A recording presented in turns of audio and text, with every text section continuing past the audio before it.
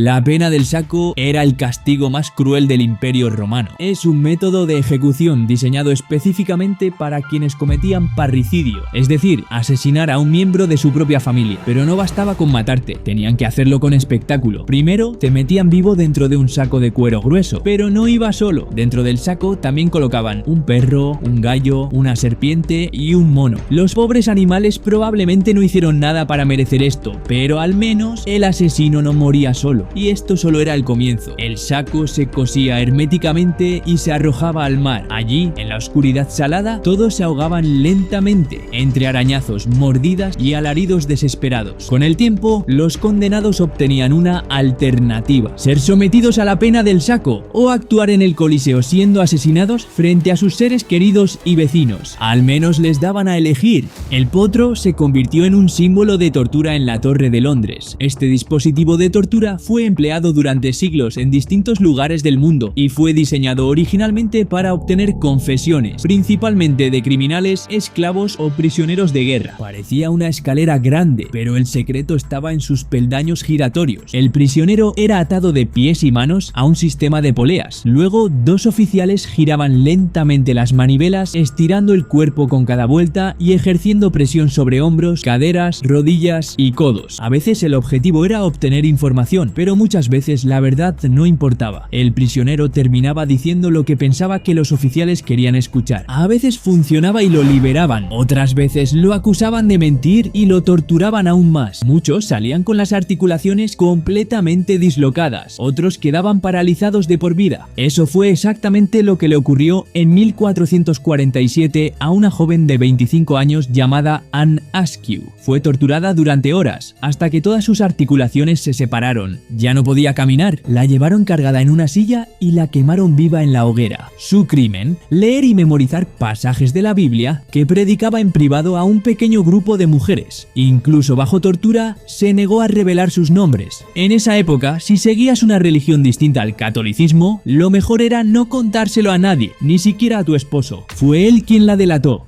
La mazmorra de las ratas. Durante la Edad Media, dentro del corazón más sombrío de la Torre de Londres, existía un castigo tan brutal que ni los criminales más psicópatas se atrevían a pronunciar su nombre: la mazmorra de las ratas. No era una simple celda, estaba conectada directamente al río Támesis, justo por debajo del nivel del agua, y eso era parte del plan. Cuando subía la marea, cientos de ratas eran expulsadas de sus escondites en la orilla. Nadaban siguiendo la corriente, empujadas por la presión del agua. ¿Y a dónde llegaban? Justo a la entrada de la mazmorra. Ahí dentro, el condenado no podía ver nada, solo escuchaba, y es justo eso lo que lo volvía loco. En cuestión de minutos, esos ruidos se multiplicaban por cientos, resonando por todo su alrededor. Las ratas, hambrientas y agresivas, empezaban a morderlo poco a poco. El prisionero podía intentar sacudirse por unas horas, pero eventualmente cedía por el cansancio. Y mientras dormía, los mordiscos continuaban. Cuando despertaba, tenía el cuerpo cubierto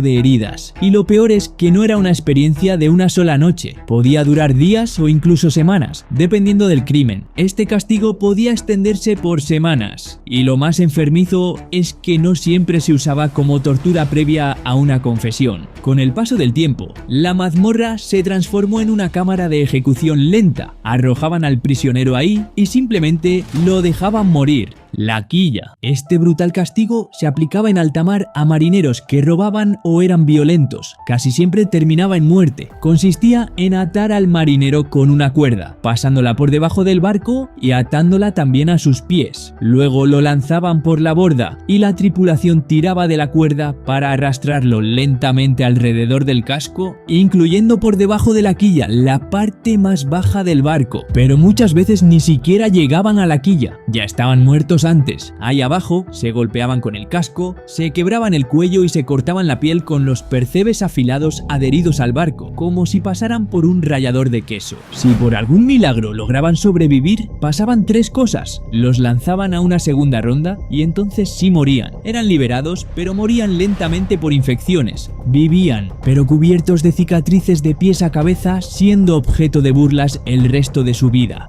Elefantes asesinos. El emperador mongol de la India estaba aburrido cuando creó este ritual, así que ordenó traer a todos los criminales capturados esa semana. Uno robó una manzana, otro cruzó una calle sin permiso y había uno que simplemente no pagó sus impuestos. A todos los pusieron en fila y uno por uno fueron aplastados por elefantes, pero los métodos eran distintos. Esta forma de ejecución no era una rareza local, fue aplicada por siglos en regiones de Asia y África, pero el caso más brutal ocurrió en India, bajo el mandato del cuarto emperador mongol. Aquel día no buscaba justicia, solo quería entretenimiento y tenía elefantes perfectamente entrenados para dárselo. El condenado era llevado a la plaza pública, atado, inmóvil. Un hombre montado en el elefante controlaba cada movimiento, porque este no era un acto de furia salvaje, era una exhibición de poder. Podemos controlar hasta una bestia de 6 toneladas. Imagínate lo que podemos hacer contigo. Había 3 métodos. El primero era, irónicamente, el más compasivo. La cabeza del prisionero era colocada sobre una piedra. Una sola pisada bastaba para estrujar el cráneo. El segundo era un espectáculo más cruel. El elefante caminaba sobre el cuerpo. A veces solo aplastaba una pierna o un brazo. Entonces se daba la vuelta y lo hacía otra vez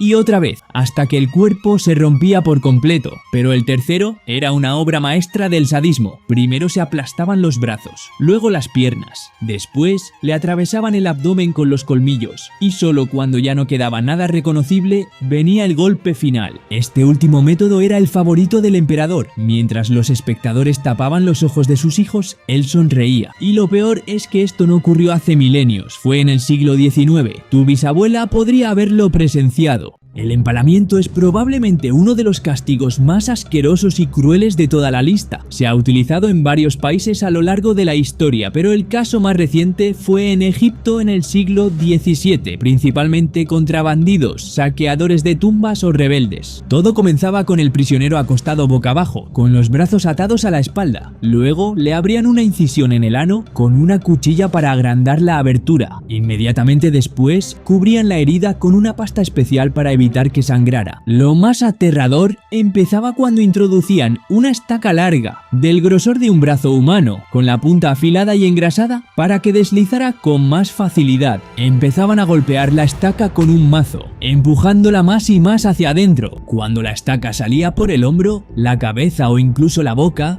ya no había retorno. El prisionero era prácticamente un cadáver viviente. Entonces lo plantaban en una carretera muy transitada, como si fuera un adorno de Halloween, para que todos vieran lo que pasaba cuando rompías la ley. Se lo dejaba ahí todo el día y lo retiraban al amanecer antes de que comenzara a apestar. Pero había otra versión aún peor. En ocasiones, el empalamiento no era letal al instante. Usaban estacas con una base que permitía al prisionero sentarse, evitando que se deslizara más hacia abajo. Esto lo dejaba vivo durante horas. Era colocado en una vía pública, donde suplicaba por ayuda entre gritos mientras agonizaba lentamente hasta morir. El castigo con ratas. Este es uno de los castigos más enfermizos de toda la historia humana y, como ya adivinaste, involucra a ratas. De hecho, te voy a hablar de 2 versiones diferentes de este castigo, ya que ambas son bastante parecidas. Durante la Guerra de los 80 años, el líder holandés Diederik Sonoy aplicó un método de tortura que colocaba una rata dentro de un cuenco invertido sobre el cuerpo del prisionero. Al principio solo ves una vasija apoyada en tu abdomen, luego alguien acerca brasas por detrás, la cerámica se calienta y el animal de dentro entra en pánico. No quiere morderte, quiere huir, pero la salida más fría es tu carne. El resultado era un túnel de dolor hacia las vísceras. El objetivo era obtener información o quebrar la voluntad. Lo verdaderamente impactante es que, incluso si hablaban, a veces no paraban.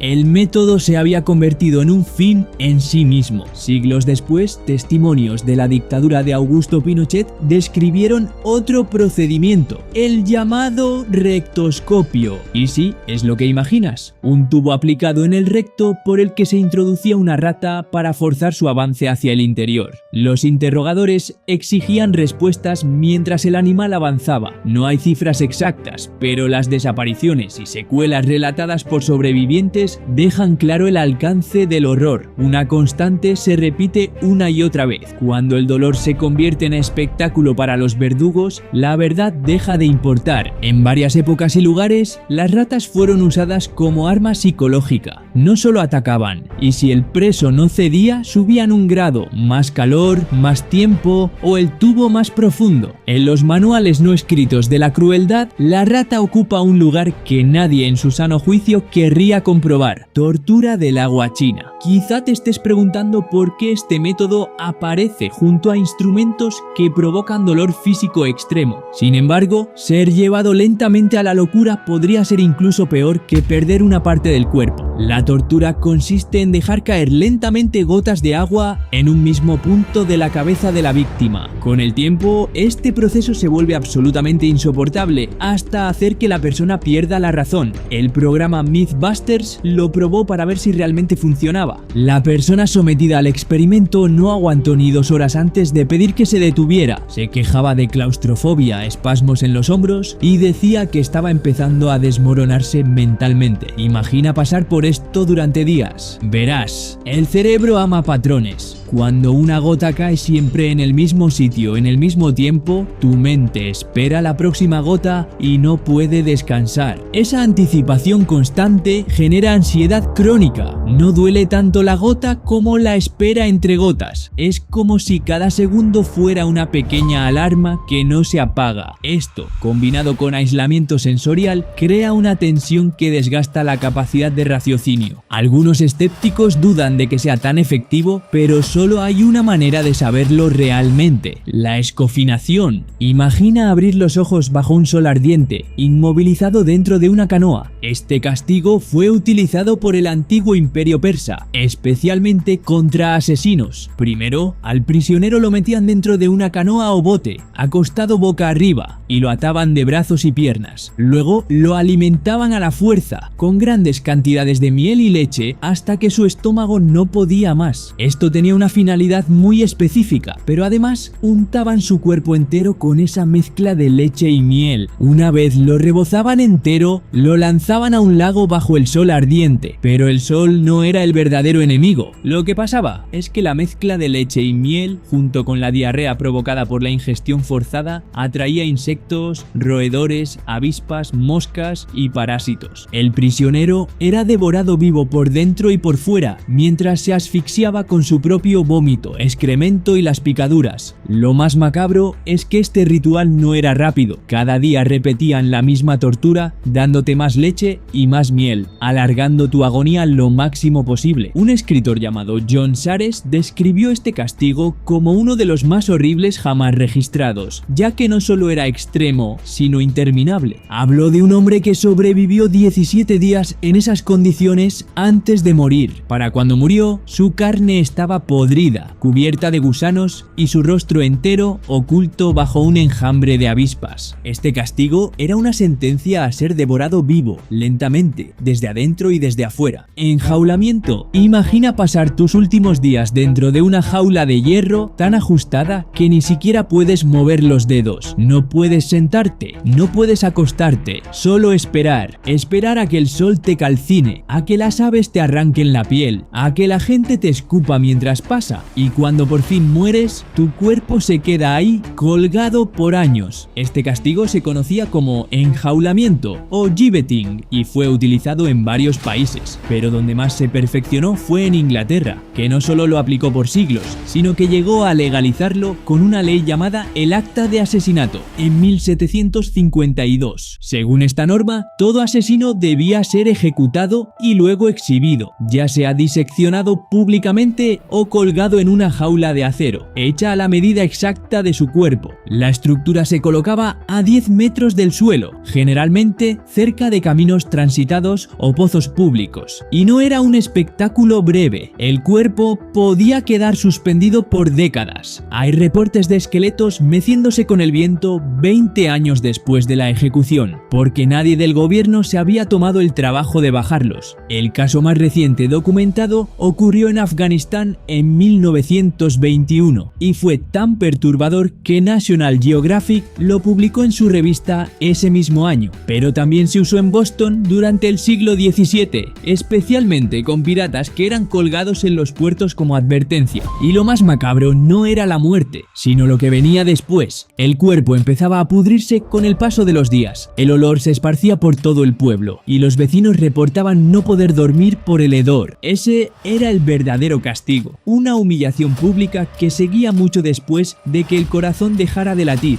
El calabozo del olvido. Este método fue utilizado en muchos lugares a lo largo de la historia, incluyendo la Torre de Londres, donde existía una celda especial llamada oubliette. Este pequeño cuarto estaba completamente a oscuras y era tan estrecho que el prisionero no podía ni sentarse, ni estar de pie, ni tumbarse. Ahí se descubre que el nombre no es una metáfora, aquí te olvidan. Dejaban al prisionero en esa posición insoportable durante días hasta que eventualmente moría. Pero la oubliette más famosa no está en la Torre de Londres, sino en el castillo de Warwick, en una celda subterránea completamente hecha de piedra con una puerta metálica. Allí los prisioneros eran arrojados sin juicio ni aviso y simplemente se los dejaba morir lentamente, de hambre o deshidratación. Ese era el mejor escenario posible, porque en la mayoría de los casos ya había un cadáver en descomposición dentro de la celda cuando arrojaban a un nuevo prisionero. Ese cuerpo podrido servía como recordatorio constante de lo que le esperaba, y no estaba solo. Como todas las mazmorras subterráneas, estos lugares estaban infestados de ratas, muchas de las cuales ya tenían gusto adquirido por la carne humana. Pero hay más. Se han encontrado oubliettes en castillos por toda Europa y en muchos casos con decenas o incluso cientos de restos humanos dentro. En el castillo Leap de Irlanda, por ejemplo, durante una restauración en 1900, un trabajador encontró una pequeña abertura oculta detrás de una pared en la capilla. Esa abertura tenía una caída de unos 2,5 metros que conducía a una oubliette. Cuando el trabajador bajó, descubrió tantos esqueletos humanos que necesitaron varios carros para sacar todos los restos. Y cuando piensas que ya nada más puede salir de esta historia, sigue empeorando. Se cuentan historias de prisioneros que fueron mantenidos con vida durante años, sobreviviendo con migajas y apenas un sorbo de agua. Era una tortura extendida, diseñada para que su muerte fuera lenta y angustiosa. Algunas de estas celdas se construían a nivel del suelo, para que el prisionero pudiera escuchar la vida diaria de la gente del exterior. Risas, conversaciones, pasos, sonidos que jamás volvería a experimentar. Una tortura